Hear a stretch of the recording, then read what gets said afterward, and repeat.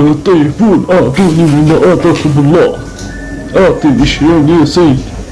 قلت لك يا هذا إن لا تقترب مني ومن محلات خاصتي. أعطني شيئا سيدي، فإنني لم آكل شيئا منذ ليلة الأمس. فأستبعد أن تكون لصا أيضا أيها المتسول.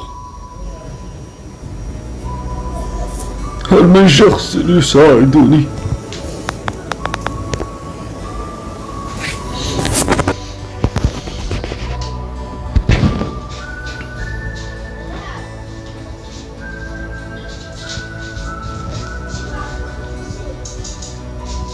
لا يجب أن يمر أحد من هذه الطريق. سيدي مهلا، لا تمر من هذه الطريق. لماذا؟ إنها خطرة وخاصة في الليل. طيب، المكان آمن أستريح فيه؟ نعم سيدي، اتبعني بهذا الطريق.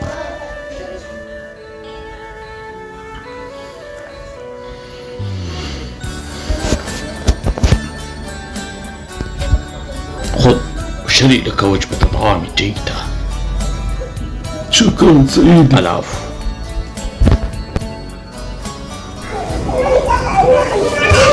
من هناك؟ هذا أنا يا سيدتي.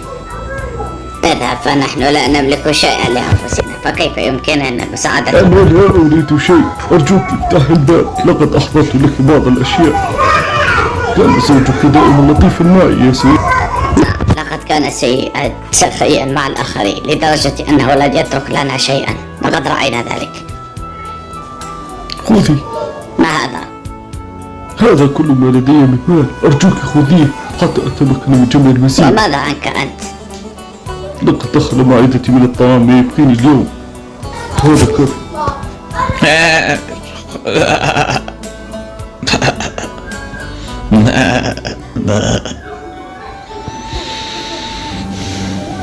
إنه أنت؟ العمل اليوم مرح. هيا خذ.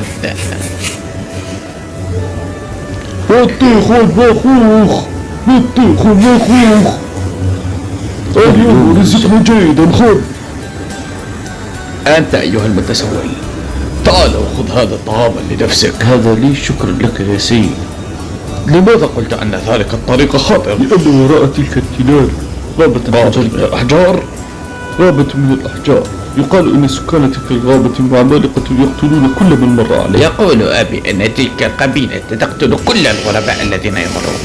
شكرا جزيلا لك. تعال إلى هنا، التقطها أيها الأحمق.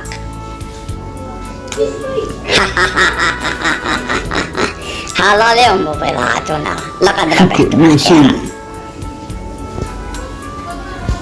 من سرق معزتي الجميلة؟ معزتي، معزتي. لقد رأيت هذا المتسول ينظر عليها. أرجوكم، أنا لا أملك أي شيء. أين أخبرها؟ لا أعلم أين معزتكم.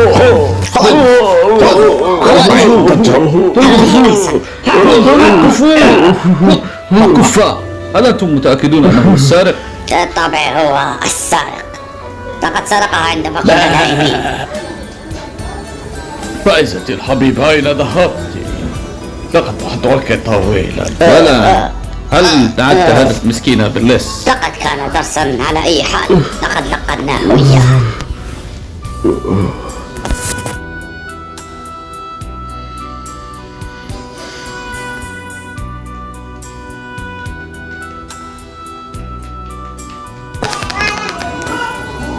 ما بك؟ جلبت الطعام للأطفال، وهذا المال هدية، فلست بحاجة إليه. أنت تحتاج لشيء أيضا. لا أريد شيئا، سأترك هذه القرية. أين ستذهب؟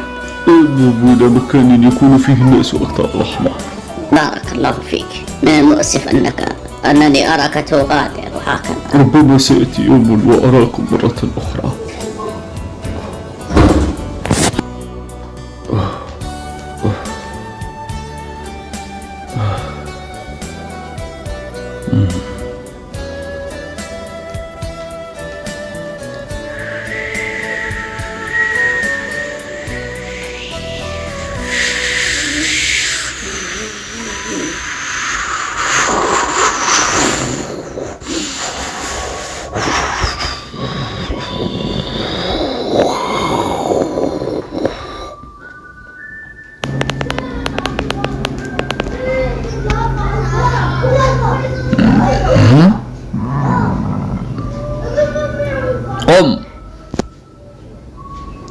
أريد أن أكون في الغابة الحجرية. كيف وصلت إلى هنا؟ من أنت وماذا تفعل في أرضنا؟ لا أعرف أصلا كيف وصلت إلى هنا. لا أقصد متسول. أنا متسول بائس. ما معنى متسول؟ متسول ضعالف. لنأخذها للملك لنعم. تحرك هيا. بيه بيه حبه حبه. هي هوبا هبا با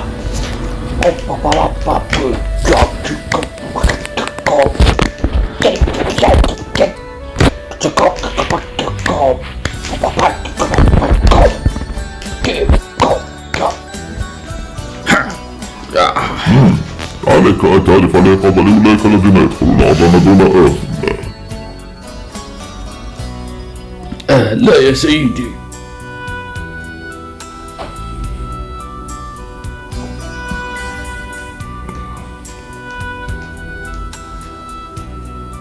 هو تعلم أنك أتيت إلى أرضنا من أجل الأحجار المضيئة. صدقني لا أعلم شيئا بشأن الأحجار المضيئة. لقد ضللت طريقي وسط الظلام. كفى. سأغفر لك وأمنحك العديد من الأحجار المتلألئة كما تريد. إذا ماذا سيدي؟ أيضا أعطيتني تاجك وصولجانك هذين. تاجي وصولجاني؟ نعم هل تعطيني إياهما؟ أرجوك. الآن خذ كل ما تريد.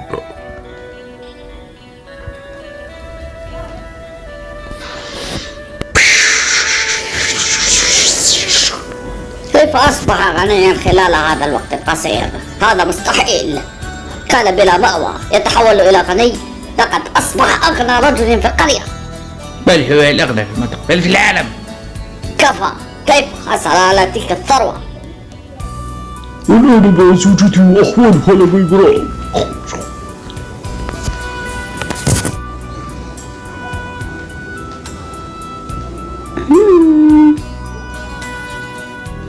هل كل شيء على ما يرام يا زوجتي؟ يا حبيب.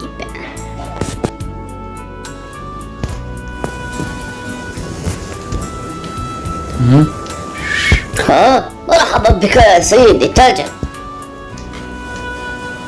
نعم أنت سيدي. مرحبا بك، كيف حال الأعمال؟ تعال وحلق عندي. لا تقلق، سوف أعطيك ما تحتاج إليه. سأقوم ببيع الأراضي كلها لك لأني بحاجة إلى أواني جديدة. فهل ستقوم باشترائها؟ سأشتريها الآن. هذا بكرمك. شكرا. الآن أصبحنا وحدنا. تعال وأخبرني كيف حصلت على تلك الثروة. وهل ستصدقني عندما أقول لك؟ أجل. الآن اسمعني. حصل. عندما كنت في أعلى تل رأيت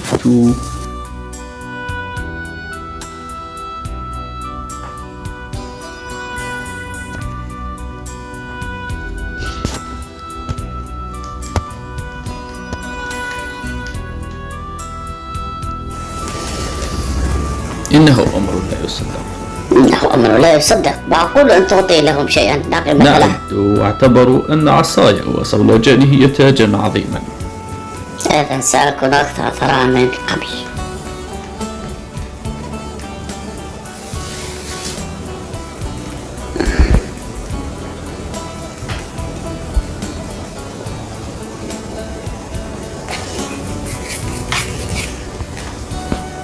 هيا لا تتوقف. دعنا نكون ثريين. مرحبا بكم. أهلا وسهلا. أريد أن ألتقي بالملك الذي لديه الهدايا. هذه كلها له. من أنت هذا؟ أنا يا سيدي الملك سمعت عن كرمك وعطائك العظيمين وخاصة مع الغرباء. لقد بعت كل محلاتي وأراضي وحتى بيتي لأقدم ثروتي لكم كهدية. تعبيرا لحبي لكم لأنك لطيف وكريم.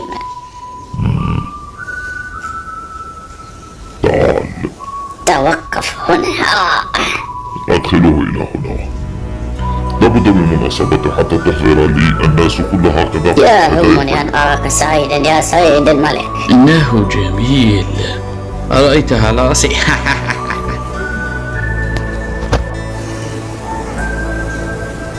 أنا لمست فيك كرما وسخاء، لهذا أشعر أنني يجب أن أعطيك شيئا هاما. أنا أريد منك تلك الحجارة المتلألئة يا سيدي، أريدها بقوة. مقارنة بالهدايا التي تريدها أستحق أفضل منها. ما هي إذا؟ سأعطيك تاجي هذا وصلجاني.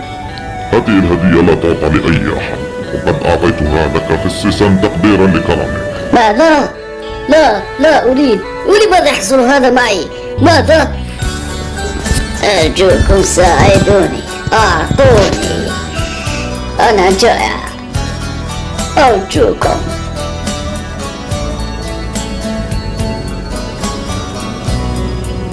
سيدي أعطني شيء، لم أكل شيئا منذ ليلة الأمس. لا، بالأمس أيضا لم أكل شيئا، لما نتشارك سويا بأكل الطعام. شراب لذيذ، شكرا لك.